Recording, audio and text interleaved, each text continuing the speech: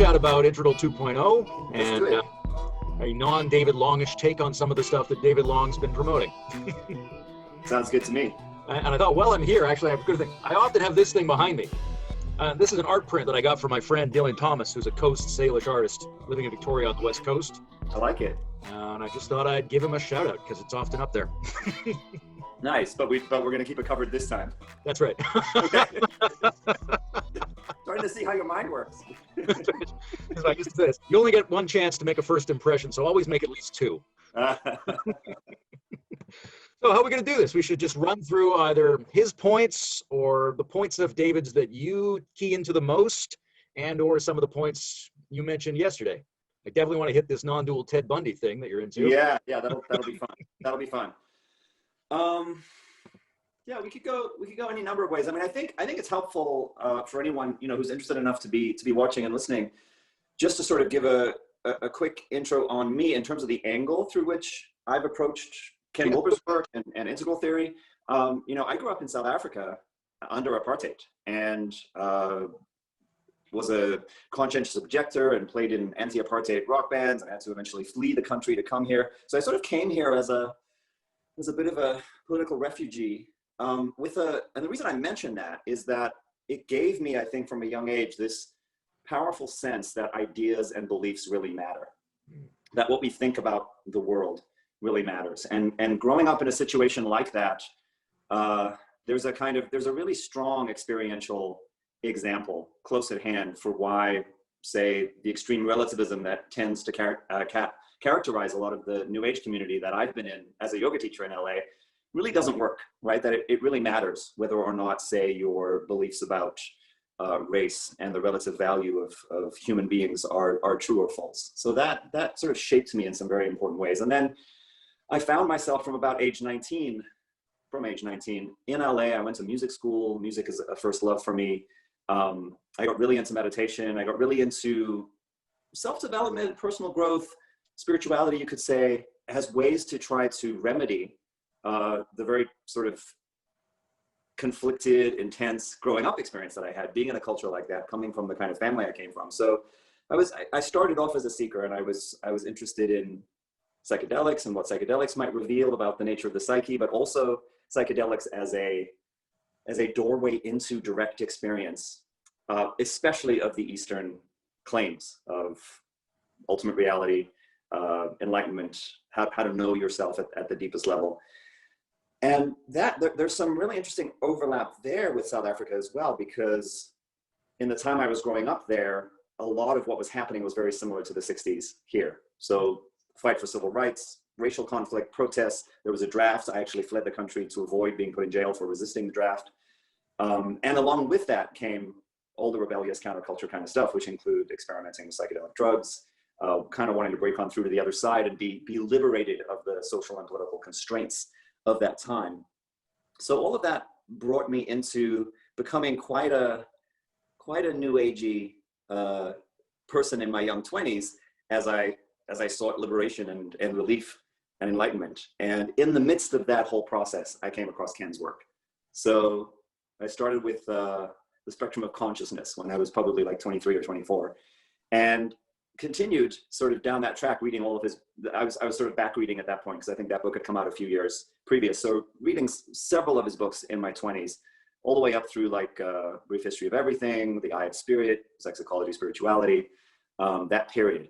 And somewhere in that whole period, I started to realize that the concept of spiritual bypass, which I believe was originally coined by John Wellwood, really applied to a lot of what was going on, not only in my life, but in the community around me, being in a sort of new agey yoga, energy healing, all of those kinds of interests in that kind of demographic.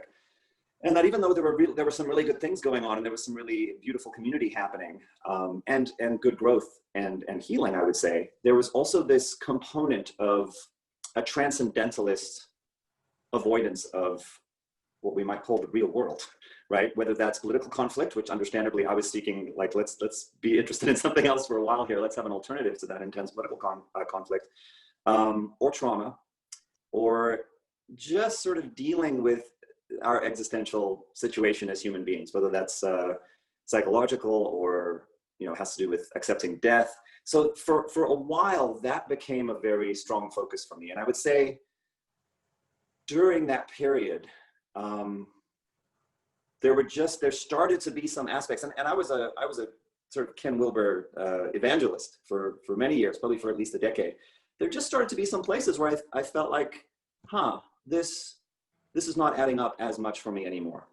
And yeah, I think that eventually leads me into the place where I'm having conversations with people like David and like my friend Blake, who's a very close friend who's involved in this scene as well, and like Bruce Alderman, who I've been interacting with online for many years, even though we don't see eye to eye on a lot of stuff, and just trying to hash some of this stuff out, right? Trying to make sense of it. And so, in terms of David's new project around what he's calling Integral 2.0, which a lot of people are excited about and wanting to support, including me in a lot of ways. And a lot of other people are saying, well, who do you think you are? This is very arrogant. This is overlooking all of the great stuff that's really happening. And on what basis are you claiming this? I think there's really just some key points where we feel like the integral model and integral community kind of took some wrong turns and headed off in a direction that doesn't make sense to me anymore, even though it may have at some point. And certainly, with the points David is proposing, doesn't make sense to him. And so I think, if anything, it's a way of trying to say, hey, here's another perspective, here's another direction we can go if we take some of these forks in the road and go left instead of going right. So what I hear in that story, the story, is about a situation where there's a very limiting negative cultural presence of pre-rational ideas. And then the need to take a moral stand against that. And then there's a move into an expanded kind of reality, right? Different kinds of perspectives, psychedelic experience, this expansion of the possibilities of what could be going on. But then it turns out that is too open a space in a way, that it allows a lot of those lower things to perpetuate themselves. You fall into looking for something that organizes that with more structure, includes more things, wants to get a little more real. And you work on that. But then that thing turns out to also have some residual holdovers of pre-rational reluctance to get real in a number of ways. Right? It doesn't get real enough about the body. It doesn't get real enough about trauma. It doesn't get real enough about science and reason, even though all those things are nominally there. Sure. There's really nothing Integral 2.0 is saying that you can't find in Ken Wilber somewhere. But the problem is that these trends remain, even if we can discuss the fact that we are embracing shadow, even if we can discuss the fact these higher stages are supposed to be rational. That's not always the case just because we can say it. That's exactly right. And that's a powerful, first of all, great listening and reflecting back. You're good at that. I appreciate that. And what you're saying puts it in a nice frame, in a useful frame. I think one of the criticisms that David is leveling, I looked over his points again last night, that I agree with, is that there can be a tendency, and this is completely understandable, right? No sort of harsh judgment or condemnation about this, but because of the type of person that's drawn to the complexity and the depth and the map making and the minutia, the categories, the stages, all of this kind of stuff, it's a type of person that can tend to be quite heady and can tend to get very caught up in forgetting that the map is not the territory, that being able to talk about the concepts is not the same as doing the inner work. And that's sort of one of the other key pieces for me, is that I've made my way in the world primarily teaching yoga since I was in my early 20s, also teaching meditation, also as a body worker. So I'm very much like in the daily experience of mind-body awareness practice, both in terms of my own practice and in terms of facilitating for others and holding space for others and sitting in deep inquiry with others one-on-one. And so that to me, that's been like, for me, getting interested in Ken's work before it was even called integral theory is very much about, what can this brilliant body of work from this fascinating man tell me about what I want to do on a daily basis that's going to be of service to other people and that's going to make my life better in various ways. And I feel like that's one of the things, as I intersected with the integral community more over the years, I started to find that when I would meet people who were really into integral in the real world and think, oh, we're going to have this great connection around these things that obviously I'm interested in, so that's my lens, that's my bias, I would find that it was very rare that people were really engaging in practices. There was a lot of like, I understand And this is when spiral dynamics sort of started to be incorporated very heavily in Integral. And so everyone was always talking about the color-coded levels. And there's this sort of, interpersonal social game that gets played of like, how do you categorize different people based on what you assume about their level, and then, brand them that color. And that started to become a very disturbing thing that I noticed online as well, where that's sort of a default game that gets played. So therefore the notion was, if you can talk about second tier, third tier, whatever the language is, turquoise, yellow, conceptually, and you've read about it, somehow that means that you're there, right? And so what I started to notice is that there were a lot of people I was interacting with who would talk about transrational stages, who would talk about high levels on spiral dynamics, or SDI, and would basically be repeating a lot of very new agey, very magical thinking, what I see as a kind of mythic literalism, quasi-religious sort of set of beliefs, but talking about them with this new language. So there's some sort of translation into this new framework, but to me it sounded like a lot of the same old stuff. And so a lot of those pre-trans distinctions, this is one of the things that I know David is talking about and that I'm really interested in too, seem to get sort of glossed over in the interest of like, let's all just say we're part of this new club where we have this cool vocabulary and we're sort of intellectual new agers. And for some reason, there's something in my psyche and my personality that's like not down with that. Yeah, I've, for a long time, I've been very concerned about the difference between what I would call content and style. Mm-hmm. Really, these level type distinctions should be distinctions of how we go about being and how we go about saying, not what we're doing and what we're saying. Mm-hmm. It's the real problem. Anybody could say anything, right? Anybody could speak an integral language. That doesn't mean it's authentic. Likewise, anybody could make an assertion about their personal spiritual experience. Yep. And we have to understand, I think, from the trans point of view, that just because we're critiquing the way they're saying it doesn't mean we're critiquing what happens. Right? So if somebody comes forward and says, look, I am uniquely chosen by the goddess. Well, not exactly, but I don't mean that you didn't have that experience, and I don't mean that experience isn't possibly the most valuable experience you or a person could have. What I mean is that the way you're saying it is pre-rational. It doesn't incorporate the other. It's just an assertion, and just brute assertions are a pre-modern way of communicating. Likewise, I mean, one of the things that always came up for me was, what's a higher level of art? Is it my scrawl of the Buddha, or is it Van Gogh's painting of some dirt in a field? Right? The difference is not in what was being depicted, it's in how richly it was depicted. And I think that's the real thing that historically what we call the scientific revolution brought forward, was a higher demand for how we express ourselves. Because science and reason can go in a lot of different directions. And there's nothing it necessarily leaves out. I'm not a hard emergentist, anti-panpsychist or something, but there are ways you have to be able to say those things and think those things that make them able to enter the conversation so that they are available for debate and inquiry. And there's other ways to say any of those things where you're not even in that discussion yet. And we really shouldn't validate them merely because people want to assert them. That art example is really stunning. That's a beautiful example. Thank you.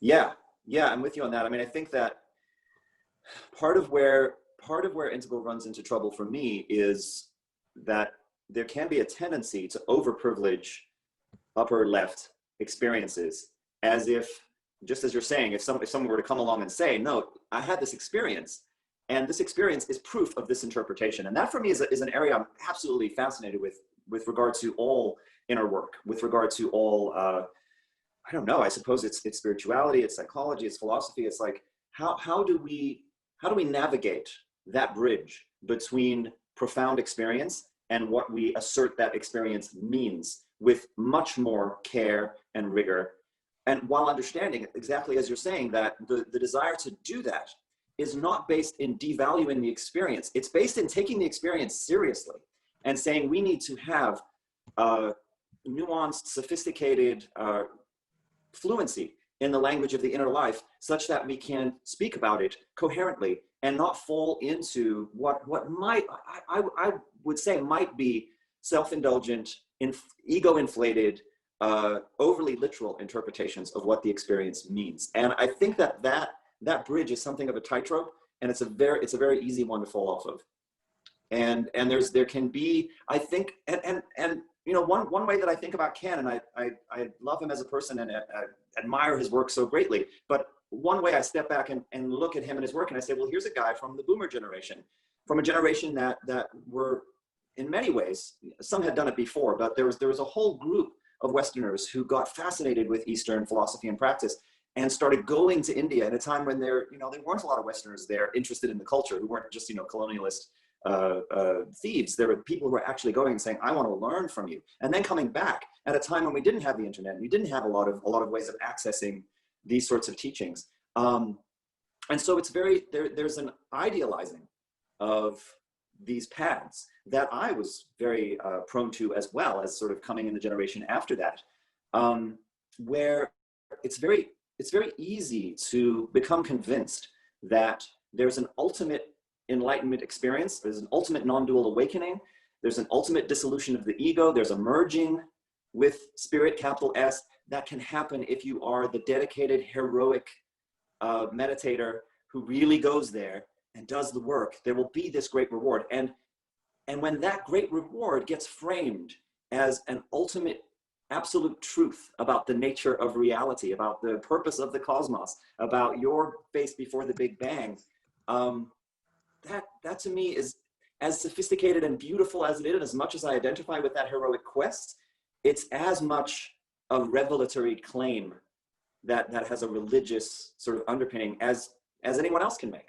Again, it doesn't matter how like beautiful and sophisticated the context is. If you ultimately end up with this revelatory religious claim, something still needs to be worked through, as far as I'm concerned.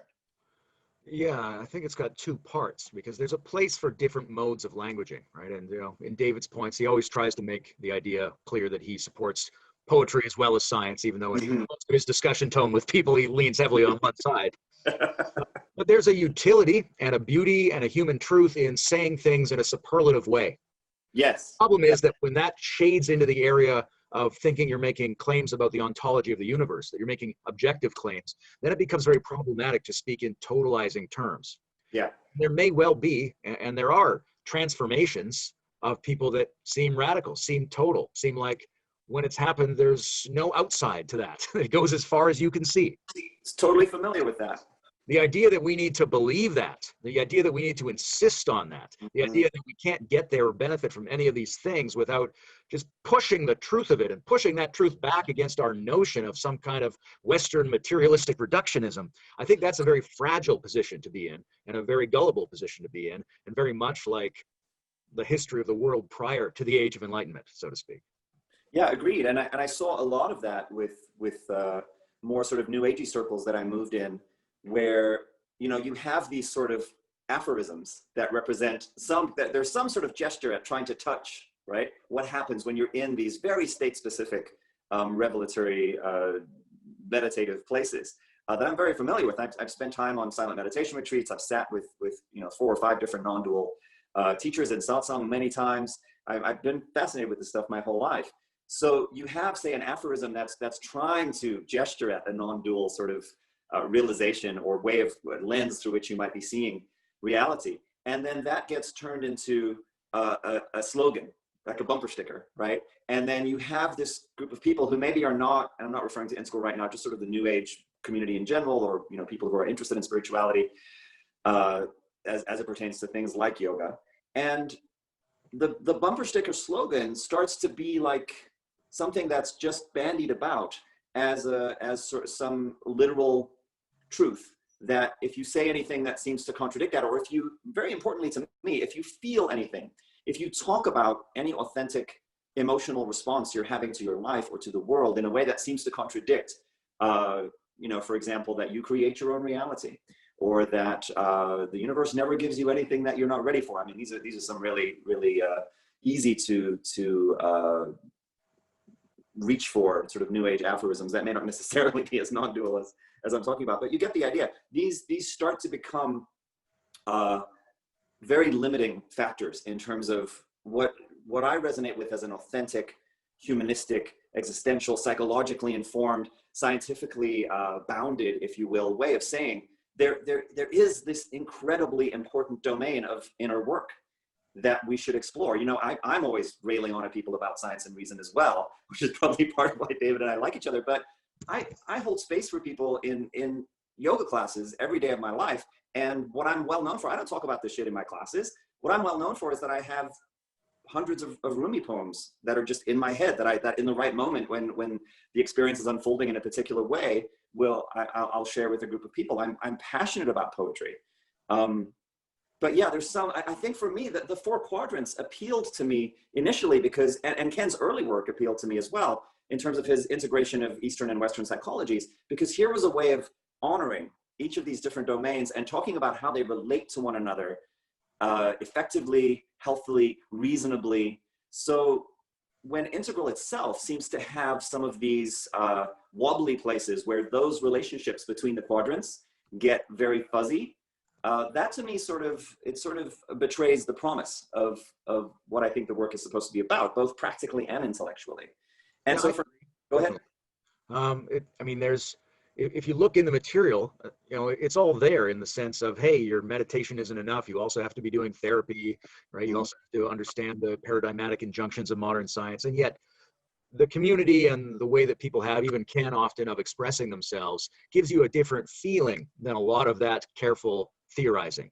That's right. The community is also very diverse, right? If I do something like, I think the very simple epistemically humble thing, and this is a good part of, for me, David's Integral 2.0, is this emphasis on epistemic humility. Mm-hmm. One of the places I take that is I just use the word seems a lot. Mm-hmm. Did I see the face of God? It seemed to me like I saw the face of God, right? Now I'm making a reasonable statement that respects the person I'm talking to and doesn't assert something about reality against them. But when I'm in discussion with the community, I get different kinds of responses. Some people, if I say, I seemed to see God, they'll try to help me out as if I'm somehow being Own it, brother. Own reticent. I don't have the full faith of my conviction, and they're going to try to give me extra confidence. Yeah. Some of them are going to treat me like I'm a terrorist, trying to undermine the reality of the face of God. Yeah. Right? But at the same time, in the exact same community, in the general integrative meta-level community, you're also going to get the greatest possible conversations. You're going to get people who've had the same experience, it seems, and also understand that gap between what you experienced, how you say it, and what that means about reality. And that there's wiggle room between these things, the way there are between the quadrants. And unless that's in the front of our mind, unless that's stable in the conversation, it's really hard to think how we're going to get anywhere or be able to pull off a cultural operating system that's actually superior to the one we have now, rather than just claiming it's superior. Agreed.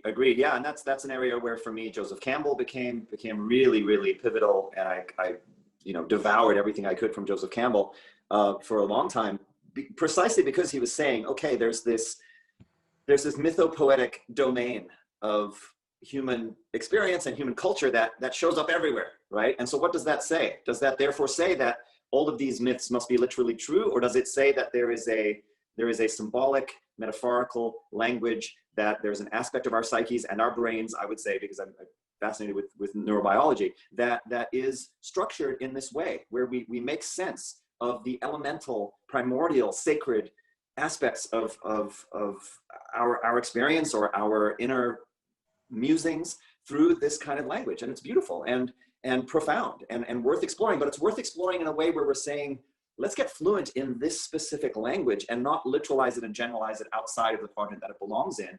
Of course, there's going to be relationships back and forth, but how to have the appropriate relationship. And I think then for me, what happens is as I keep growing through these experiences that I'm describing or touching on here, I start to get really curious about what's happening with cults, right?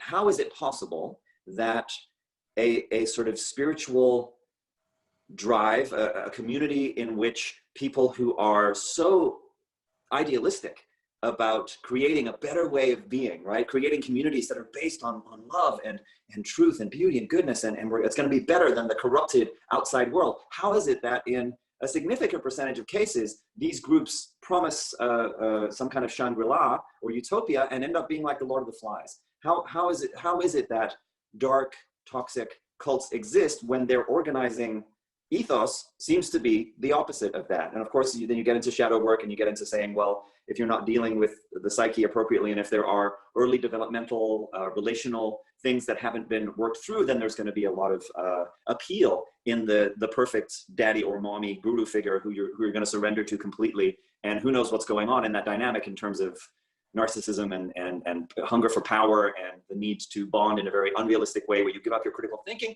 Also within a spiritual context where critical thinking is framed as being, you know, a lack of faith, that the way you're going to become enlightened is to let go of your reason, let go of your need for evidence, let go of your critique, and just surrender absolutely to the guru. And so as I get interested in all of that, and I should add, I spent time in the Osho ashram, Rajneesh.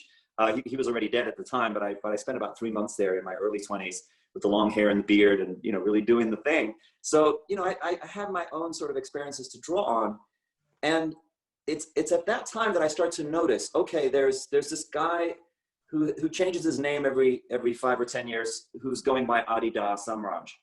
And Ken Wilber is endorsing him as being, I forget the exact quote, but it's like, you know, the most self-realized human being in the history of humanity. And you should run to study with this man if you get any opportunity at all.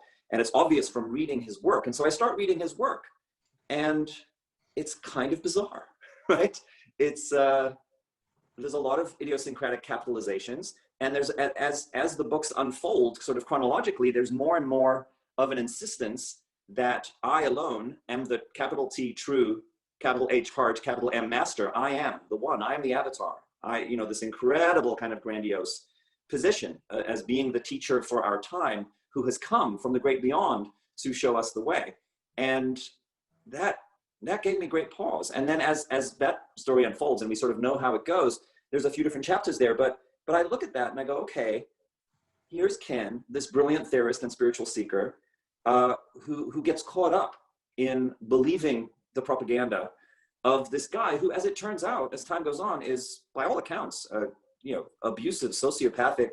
I have my own sort of armchair psychology and neurology analysis of him. I have a hunch he's probably bipolar and has temporal lobe epilepsy, because he goes into these intense sort of seizure-like experiences and then comes out and changes his name and shifts his body of work to being, you know, celibacy to like, now we're making group sex porno movies, doing drugs. Like it changes radically depending on his revelatory experiences. Now, are those revelatory experiences true sort of communications from spirit, or is there something going on in his brain that if he were not being idealized as the great world teacher, he might be getting help with, you know, help around?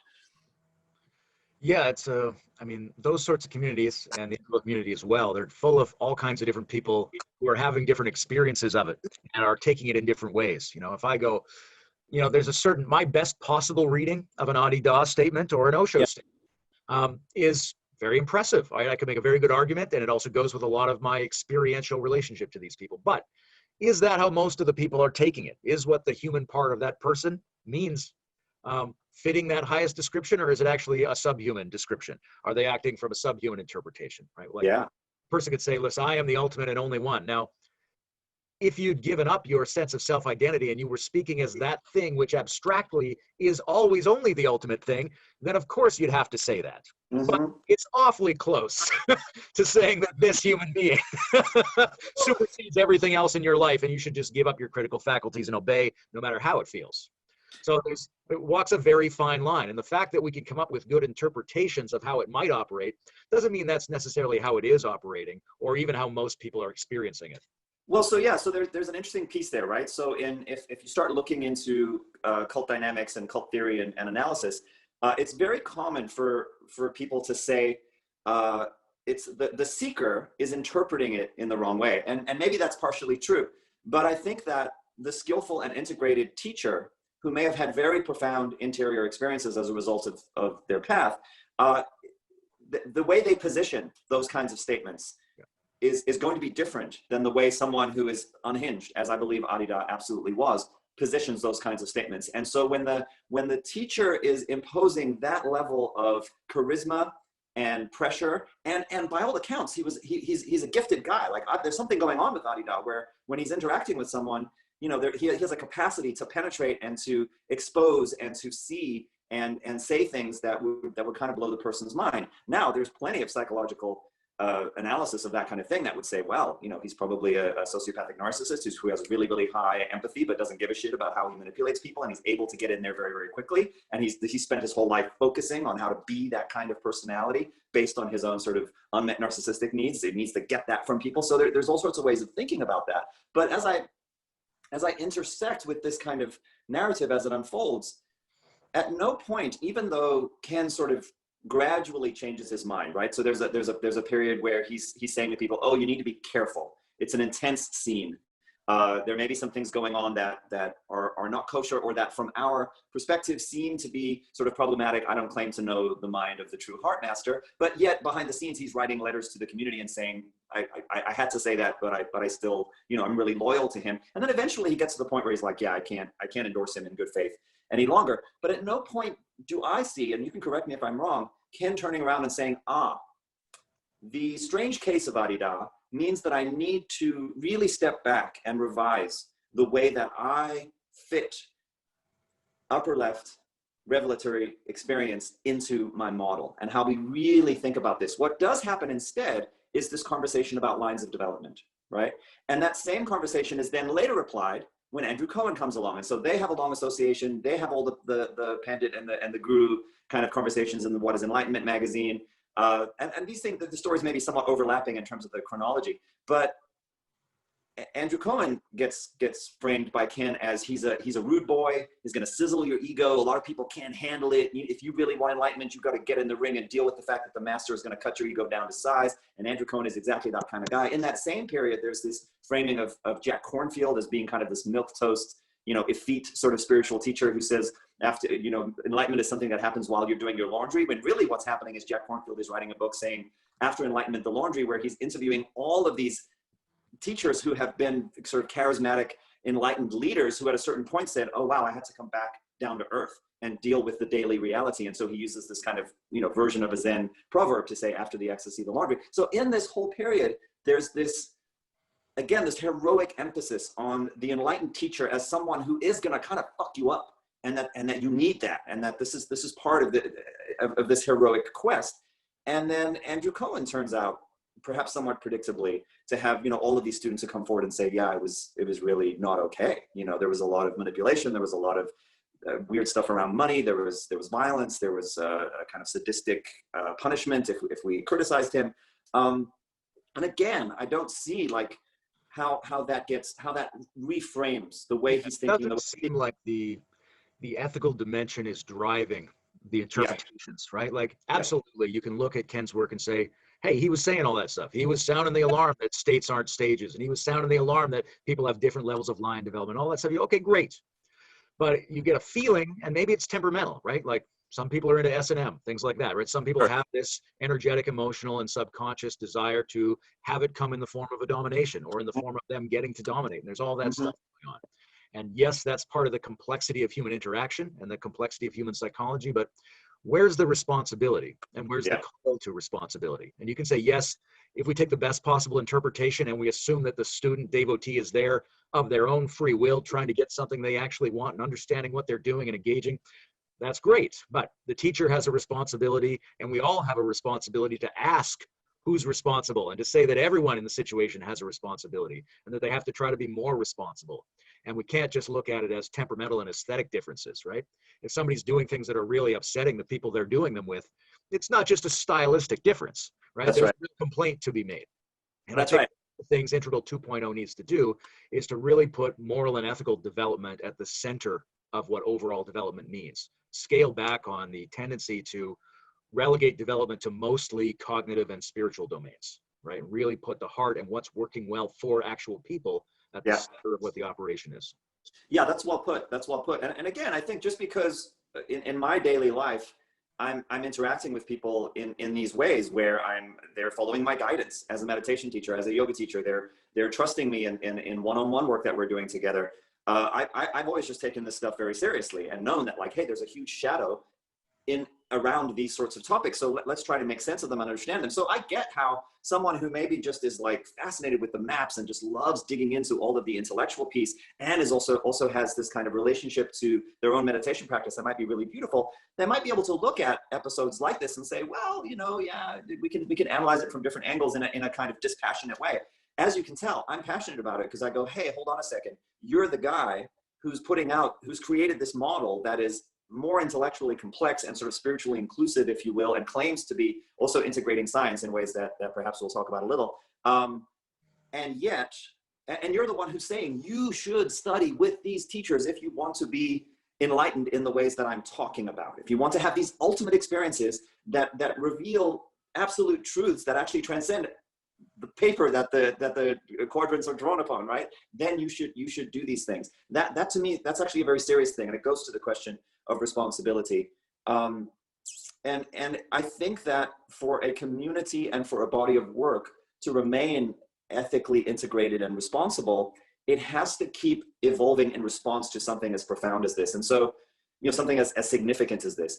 And I don't feel like that's really happened. And I feel like anytime I bring it up, people kind of want to just brush it aside, like, oh yeah. And one of the go-to places is, this is about lines of development. So let's just talk about how someone can be incredibly high in their spiritual line, but just, have some kind of really weird pathological stunting in their moral line. And so where I go to with people nowadays when we have that conversation is I say, okay, let's do a thought experiment.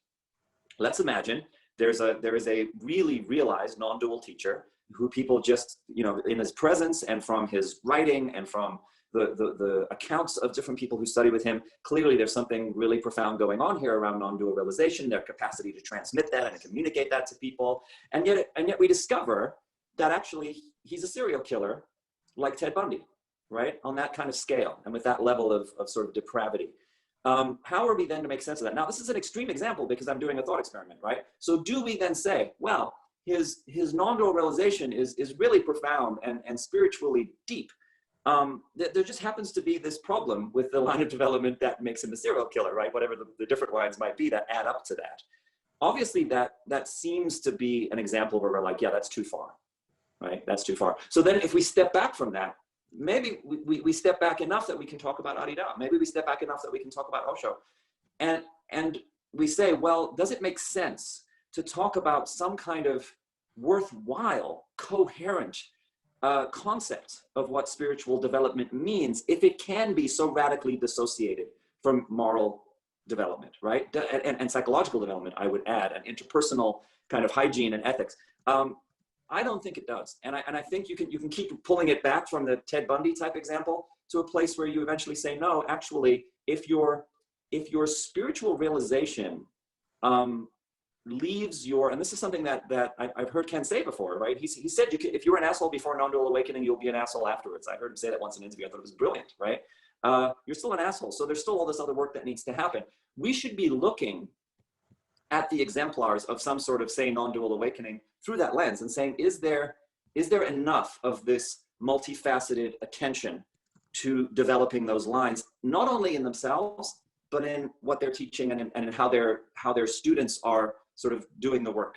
And if there is a radical fragmentation and dissociation between things like spiritual bypass around psychology or emotions or facing facts about the world we live in, or around something like ethical and moral behavior and awareness, that's deep sickness. And so for me, even framing the possibility of some kind of really high and deep non-dual awakening that could be distinct from those other lines doesn't make sense. It seems to me that the spiritual line should include all the other lines if it's to be coherent. For me, it can't just be its own sort of weird compartmentalized thing, because I think that's part of what makes it unhealthy. I have, I want to say, tweaks on all the concepts that came up. Yeah, let's do it. Like for me, the spiritual line is not a line per se, but a convergence of any other lines. So there's lots of different ways it can proceed as a hybridization. So rather than going up from a flat world, it actually goes out from a globe in ways that could even be opposite from each other. So it wouldn't be a specific thing, but it would be an experiential thing that tends to get framed as a discussion of ultimate concerns. Yeah. But actually is a kind of hybridization resulting from the integration of other lines. For example, heart, mind, and body could be considered 3 lines that would be produced. But you could work on 2 other lines, right, and really have nothing like the heart, mind, body people, even though you produced as much hybridization as they did. That's kind of secondary thing, because what I wanted to say was my take on what spirituality is relative to mysticism. Okay. I tend to think of mysticism as super concentration into one of the states of consciousness, and spirituality is the attempt to integrate, balance, and move through multiple states of consciousness. So that if somebody is, and this is like Wilbur Combs matrix stuff, if somebody is super good, maybe the best ever at non-dual state experience, that doesn't make them spiritual. It doesn't make them any different than a person who's an absolute materialist reductionist, who's hyper-focused on the gross realm, or somebody who thinks only the astral world is true and there's nothing I have to do to look after my physical body. All of these people are hyper focusing into one particular state of consciousness, and they're using it to denigrate or ignore the other states. So as mystical as they are, and as exceptional as they could become through that concentration, the fact that they are ignoring the other states makes them not spiritual, in my view. Yeah. All right, so then we look at what enables that, and part of it's just there's a long tradition of thinking that certain states are above us, that they're higher rather than beside us as an option. But there's also a lack of a rich culture of critique, which demands that people be more clear, more nuanced, provide more options, and be more responsible for how they interact with people and how they look after themselves in those circumstances, right? Because you could say, well, okay, you've got a non-dual Ted Bundy. Very dangerous to be around for most people. Some people it might be fine, right? If what you really want is to get better at non-dual state experience and access to the non-dual domain, okay, you might want to pay attention to some of the things coming out of that source, and you should absolutely be responsible to gauge how close you're willing to get to that, because there's real dangers there. That's a very nice thing to say, and it's not untrue. But in reality, people don't know themselves. People are always going to get too close. So we have to say, is this true enough? Is this safe enough? Is this good enough for us to affirm it, for us to allow it in our society? Right? It's not just that it could work. It's that it has to reach a certain minimal level of working for a lot of people in a lot of ways before it's tolerable. There might be one person in a million who thrives with radioactive poisoning in their blood. That doesn't mean we can put it in the water. It's not good enough to be of general value. Yeah, that's well said. I think too, I started off saying my initial interest in Ken's work was this integration of Eastern and Western psychology. And that has stayed with me all the way through my journey, because I feel like, spiritual bypass is kind of a very easy and simple concept, but I think it has a lot of implications. And one of the ways that I think it sort of amplifies or multiplies those implications is that it's essentially the observation that there is something inherent to the spiritual quest that has a shadow around avoidance, that has a shadow around trying to find some way to transcend, to find some sort of faith that everything absolutely is going to be okay, so I don't have to deal with my anxiety about uncertainty, like all manner of different things, right? That trauma really was meant to happen, and so I don't have to feel all the terrible feelings of helplessness or rage. That actually, if I have a constructive and safe way to work with those feelings and those issues, that's where growth happens, right? So for me, there's a big difference between the growth that happens in sort of meeting life as it is and dealing with feelings and issues on their own terms versus some sort of metaphysical way of rationalizing and explaining, and that can often be a way of avoiding. And so I think that there are certain types of people who are really good at dissociating. And for people who are good at dissociating because of maybe a genetic temperament or a trauma history, certain kinds of meditation come really easily.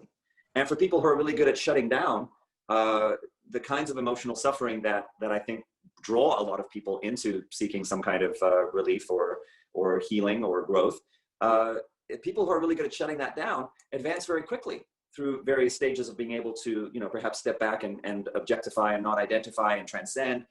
So there are ways in which I think, in Buddhism, it's this idea of the near enemy, right? There are near enemy versions of certain types of what we might call spiritual states or mystical states, perhaps to use your language, if I'm understanding you, that are profoundly pathological. And I've seen this a lot in the yoga world, especially with guys. There's a type of male yogi who is just above it all and non-attached, and never has a serious relationship because they're non-attached and they can't commit, and they don't want anyone sort of impinging on that sort of really centered, I'm not bothered by the world, I don't need anything kind of mindset. And ultimately, I think it's a very sad place. It's a very fragmented place, but it has all of this sort of, there's a lot of spiritual vocabulary that you can use in service of that. So yeah, I think there's, again, a lot of this is just me. Once I get my teeth into something like this, I don't let it go easily. I'm like, wait, this is important, and it needs to be accounted for in the models that we're using and in the approaches that we're employing. I mean, thinking about Adida, right? If you were to take the attitude that this guy's a bipolar sociopath or something like that, then it becomes very interesting that the core of his early teaching is about trying to encounter everything you are avoiding, especially in relationship. Yeah. Okay, that was the teaching. That's interesting, Yeah. right? If Yeah, you yeah. take you, then there's an odd disjunction there. Same with Ken Wilber. You go, oh, he says all the stuff that we kind of think, but I see a disjunction in how it's manifest. Now, maybe we're right about seeing that disjunction, maybe we're not, but the fact that we can see it means Yeah. there's something very interesting about how easy it is to superficially assume and assert a cognitive insight about the world, and how difficult it is to authentically embody that. And a part of that is, in connection with the mysticism, spirituality thing, part of that is it's a lot easier to make progress when you're narrowly focused. It's a lot harder to make progress when you're connecting it to multiple aspects of yourself. So somebody could get very good at something, right? Like I'm very good at dissociating, or I'm very good at only focusing on one thing, which means I'm very good at ignoring everything else. Yeah. And I might legitimately gain miraculous seeming capacities down that route, just like somebody who's super good at an athletic activity or spends all their time doing breathing methods. Terrific. But where's the development in the rest of them? And it's very interesting from the point of view of a philosophical take on psychology to say, look, they have different developments along different lines. Absolutely. We need to remember that in analyzing. Okay, right? Shouldn't we be collectively, and certainly as representatives of a community and a body of wisdom, saying it's not really okay. You really have to be spreading that development to other areas, right? If you are just doing the meditation and you're not paying attention to morality or emotions or other people or your bodily needs, that's not really okay. Yes, we can learn something from you the way we might watch a train wreck. We can be impressed, but it's not in general a thing that human beings should be affirming as superior to regular life. The superior mode is the one in which advancing insights are spread along multiple lines, across multiple states, across multiple quadrants. It seems to me that's what the integral meta theory ought to be ethically asserting.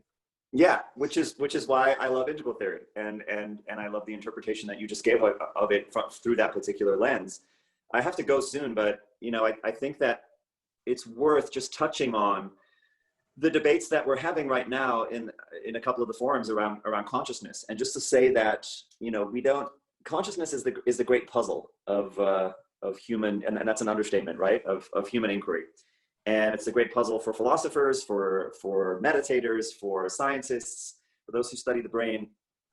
And so nobody can really say, we've got it figured out from any of the different perspectives. And I think all of the different angles we can come at the topic of consciousness in terms of philosophy of mind are interesting and are worthy of exploring. I think that what happens for me, and some people get frustrated with me because of this, is that I tend to see the way that someone might be drawn to perspectives on consciousness. There's often layers there. And that's true for everyone. It's true for me as well, right? So I'm fascinated with neuroscience. I often jokingly say that Professor Ramachandran is my Elvis. I don't know if you're familiar with Professor Ramachandran, but yeah, I've met him in person, and I'm so fascinated with what he's been able to do, because they refer to him as the Sherlock Holmes of neurology, because people bring their unsolvable cases from all over the world to him in San Diego, and he figures it out. And he figures it out by thinking about it, right? There's not a lot of experimentation that generally goes on. He thinks about it, and then he tries things, and he hypothesizes about what may be happening with different brain regions. So that just to out myself, like, I find that absolutely fascinating and compelling and exciting. So over time, I've moved from being someone who's like, consciousness is everything, the universe arises out of consciousness, we are consciousness, from consciousness we come, into consciousness we shall return upon the death of this physical body, from being someone who found that very convincing, to being someone who says, look, consciousness is this absolutely extraordinary, unique, sacred, incredible phenomenon that is an undeniable aspect of reality. It's the one thing we can be absolutely certain about, right, in terms of our first person experience. But it appears to be, and I love John Searle's formulation, causally reducible, but not ontologically reducible to the brain. That the brain is where everything is happening, right? Now, of course, it's the brain in the body, and of course, it's the brain in relationship to the environment. So in activism is a perspective I really love. I love Dan Siegel's way of defining the brain as the extended nervous system throughout the body. I'm not just talking about some stuck in your head sort of way of thinking about it, but that's my angle, right? The place I think I get tripped up with some of the passion for panpsychism and for idealism within integral circles is I find that it usually correlates, and this may be unfair of me, so I apologize in advance to people if it is. It usually correlates with wanting to believe in paranormal phenomena, with wanting to believe in an ultimate spirit that we can realize through spiritual practice, with wanting to believe that near-death experiences and out-of-body experiences are somehow count as evidence beyond quote unquote mere materialism. And this is to me a battleground that goes on between Integral 1.0 and sort of what some of us are framing as 2.0. This is a key area that I think is really important, is how we unpack what counts as evidence for certain kinds of claims, metaphysical claims, paranormal claims, religious claims, even if they're dressed up in integral language as not really being that, they still are that. And that for me, the affinity for notions of consciousness that somehow are beyond neurobiology tends to go with a lot of this stuff that I see as sort of pre-rational, but that gets sort of translated into integral language as being trans-rational. And that's, you know, that's something that I get into debates with people about. I think it's a valid concern in terms of how the model gets applied and how the model needs to keep evolving. How we parse out, again, the relationship between experience and interpretation, the relationship between what certain experiences might mean and what kinds of assertions can be made about the world outside of my, you know, subjective interpretation or belief system based on those experiences. So I'll end with that because I have to go in a minute, but if there's anything, if your responses you have to that. It is interesting to listen to the flavor of the temperament that you think is coming from behind certain sets of arguments. Yeah. What I hear is a lot of people who want to affirm certain things about the world, but also on the other side, there's a flavor of people who want to deny things about the world and sort of stick it to those people. Yeah, so yeah. You got to remove both of those sets from the discussion. And in order to have what I would think of as a real trans rather than pre-discussion, we need to not be focused on what is the answer, but focused on what are the key factors that need to be interacting in the answer. And there might be different ways to take that, right? We need to have a really good discussion to figure out what should be in the discussion and what shouldn't be in the discussion. And then you might be able to read those swarms of information in different ways. But there's a lot of things we do have to leave out. Yeah. And the other part of what's really concerning me in the pre-trans thing is it's a bit trans to assume we know what we're talking about in the first place, right? We're going to have a position about consciousness. We go forward into discussion as if we all know and all believe in consciousness and understand what the person is talking about, and we get into these conflicts.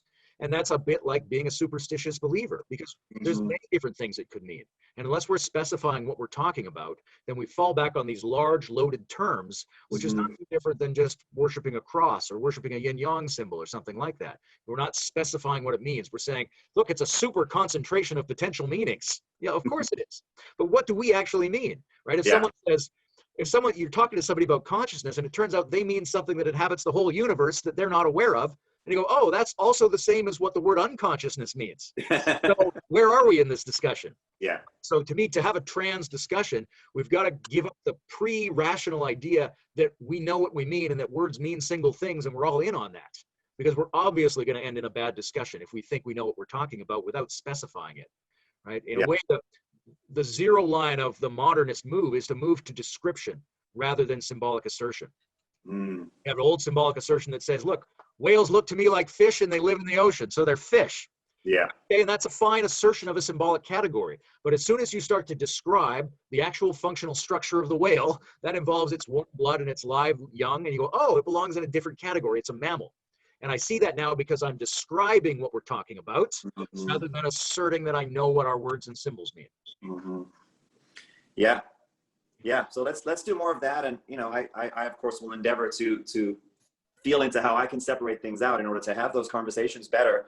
I think honestly, for me, there's just a place that says the interesting conversation starts on the other side of recognizing certain lines in the sand are just are what they are. For example, there is no replicated peer-reviewed evidence for any kind of paranormal phenomena. That is just something that for me is a given. And the interesting conversation starts on the other side of that. I'm not particularly interested in debating that and talking about Dean Radin and meta-analyses and, you know, this claim and that claim and all of these anecdotal near-death experiences like that. That's not interesting to me. And yet, I think part of my struggle with feeling like I'm part of the integral community is a lot of really smart people who are deeply involved in integral do find debating that stuff interesting and do find asserting that stuff interesting and worthwhile. And that may just be a difference in temperament. And I very often nowadays try to just end up saying that, like, hey, maybe we just have a fundamental difference in our temperament, our personality type or something, where I don't find that as compelling as you do. And I have all of these, you know, suspicions and biases about what it might mean that you do. But yeah, again, for me, it's like, I want integral to be more than New Age spirituality for smart people. And that's what this sort of tentative project or concept of Integral 2.0, I think, is trying to reach for. And that's why I'm on board. And with that, peace out. Cheers. Thanks so much, brother.